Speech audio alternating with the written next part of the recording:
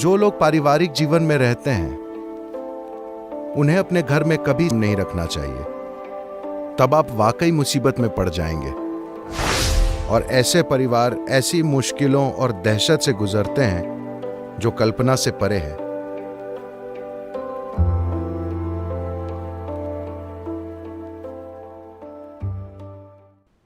आमतौर पर जो आपको दुकानों में मिलता है वो ज्यादातर एक अंडे के आकार का पत्थर होता है।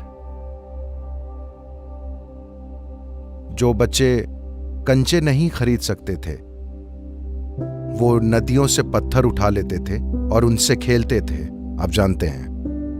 हाँ, जो बच्चे कांच के कंचे नहीं खरीद सकते थे वो नदी पर जाते थे और गोल पत्थर उठा लेते थे और उनसे खेलने लगते थे।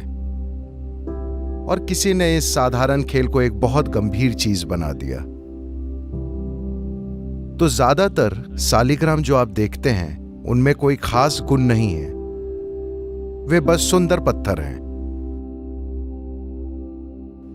सालिग्राम एक खास किस्म का पत्थर है जिसका मिलना बहुत ही ज्यादा दुर्लभ है।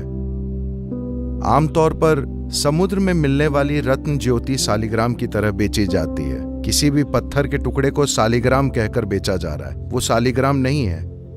Or people are molding them. या लोग उन्हें कई तरह की राल में ढाल कर बेच रहे हैं। पक्की बात है कि वो सालिग्राम नहीं है। सालिग्राम एक दुर्लभ पत्थर है जो करोड़ों में एक होता है। अगर आपको मिल जाता है तो अगर आप उसे उठा भी लेते हैं तो आपको अंतर पता नहीं चलेगा जब तक कि आप एक खास किस्म के व्यक्ति ना हो। और अगर आपको एक असली सालिग्राम मिल जाता है, अगर आप एक असली सालिग्राम उठा लेते हैं, तब आप वाकई मुसीबत में पड़ जाएंगे, क्योंकि आपको पता होना चाहिए कि उसे संभालना कैसे है, वरना आप बहुत परेशानी में पड़ जाएंगे।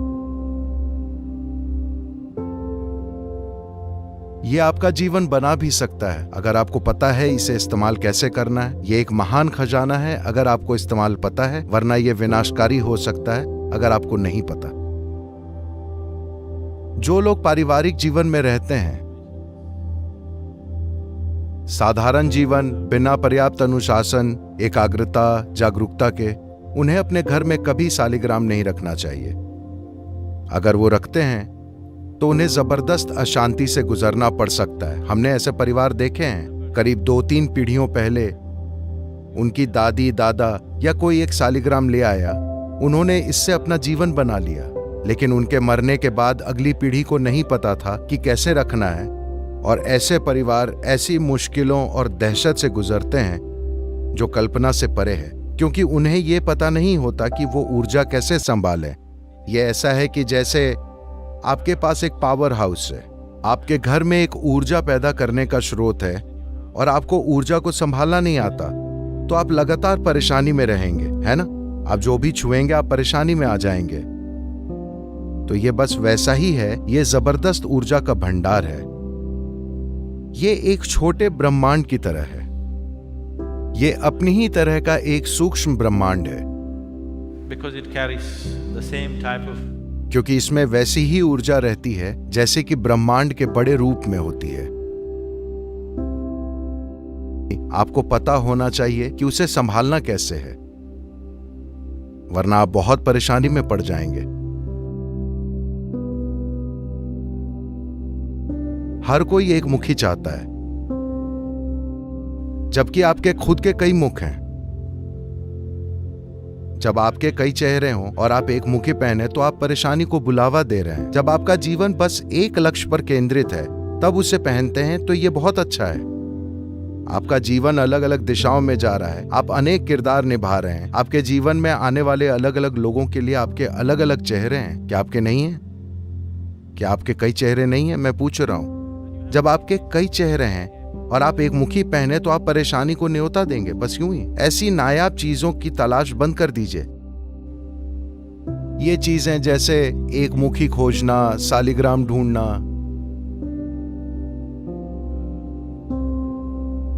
कृपया ये चीजें छोड़ दीजिए।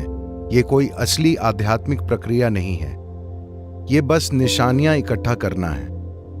आप जहां भी जाते हैं वहां से कुछ उठा लाना चाहते हैं, ये सोचते हैं कि ये पवित्र है, वो पवित्र है। हर को चीजों की तलाश बंद कर दीजिए। ऐसा बहुत कुछ है जो आप इसके साथ कर सकते हैं, ये वो करते हैं। Instead of going about looking for बजाय इसके कि आप इन दुर्लभ चीजों को नदी में, पेड़ पर या कहीं और खोजते फिरें, उन्हें छोड़ दीजिए। अगर आप ऐसी चीजों के लायक हैं तो वो किसी न किसी तरह आपको मिल जाएगी, लेकिन मुझे नहीं लगता कि अभी आपको उनकी जरूरत है।